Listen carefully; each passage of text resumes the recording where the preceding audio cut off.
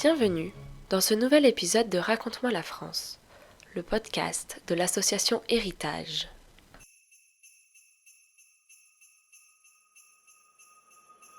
Vous n'avez pas pu passer à côté, Noël approche, et, avec cette période, plein de symboles et de traditions reviennent. Comme chaque année, nous avons droit au sapin de Noël, au Père Noël, aux décorations dans les rues et au calendrier de l'Avent.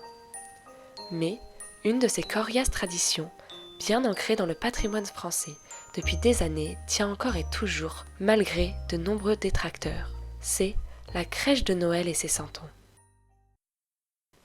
Il y a une multitude de sortes de crèches dans le monde, et chacune a sa spécificité. Celle qui nous intéresse aujourd'hui, c'est la crèche provençale, la plus française de toutes, le témoin d'un patrimoine français bien vivant. Héritage vous emmène dans la belle histoire de la crèche provençale.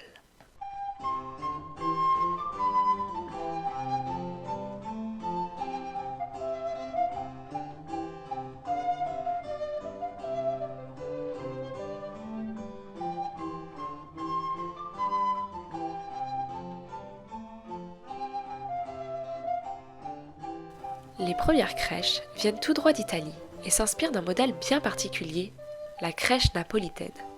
En effet, durant tout le XVIIIe siècle, les inspirations italiennes envahissent le sud de la France et s'installent dans les églises du sud-est. Héritée des crèches vivantes italiennes, elles représentent la nativité, assez simplement, avec seulement les personnages principaux. Les crèches s'invitent dans les foyers des familles françaises à la fin du XVIIIe siècle, en 1793, quand la fermeture des églises est ordonnée par la Commune. Les familles exposent alors une représentation miniature de la nativité, dans une crèche artisanale chez eux, afin de contourner la fermeture des églises. Les premiers santons qui ornent ces crèches sont en mie de pin, en bois taillé, en cire ou en coton. C'est au début du XIXe siècle que Jean-Louis Laniel crée les santons de Provence en innovant et en fabriquant des petits personnages en argile, façonnés dans un moule en plâtre puis séchés au soleil et enfin peints à la main. L'artiste représente des personnages emblématiques de la ville de Marseille, avec chacun un métier en particulier. On y retrouve le pêcheur, le chasseur, le maire, le curé, le maître d'école. Chacun de ces personnages a une véritable identité et représente tout le corps de métier auquel il fait référence. En 1803 a lieu la première foire aux santons à Marseille.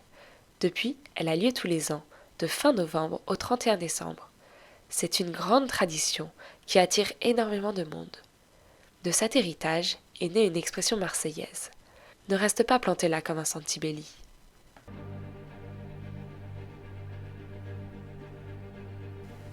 Dans la crèche provençale, les santons évoluent dans un décor. Ce dernier est aussi une représentation d'un village provençal. On retrouve alors tous les éléments emblématiques de ces lieux de vie, si beaux et si caractéristiques.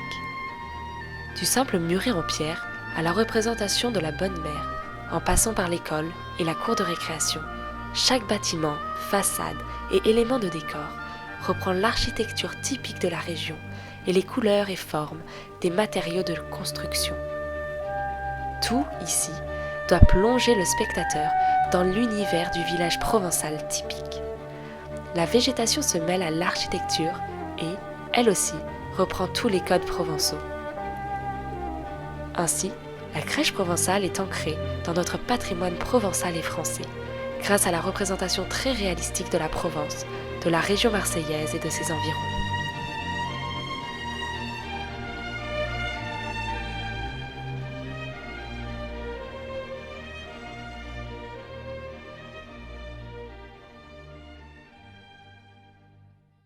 Pour vous illustrer ce savoir-faire ancestral, prenons l'exemple d'un santonnier bien connu, Jean-Baptiste Fouque. Il commence à produire des santons de Provence en 1934 et crée alors son atelier. Son fils Paul reprend l'affaire et fait perpétuer la tradition familiale en laissant lui aussi la main à son petit-fils, qui est encore aujourd'hui à la tête de l'atelier.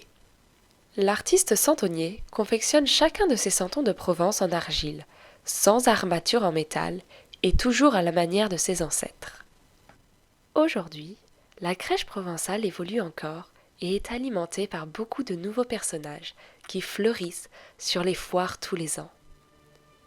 Grâce au savoir-faire transmis de génération en génération, au travail manuel perpétué chaque année par des artistes centonniers passionnés par leur travail, et grâce à des caractéristiques propres du sud-est de la France, les crèches provençales restent aujourd'hui un indétrônable de Noël et fait revivre chaque année un peu plus le patrimoine français.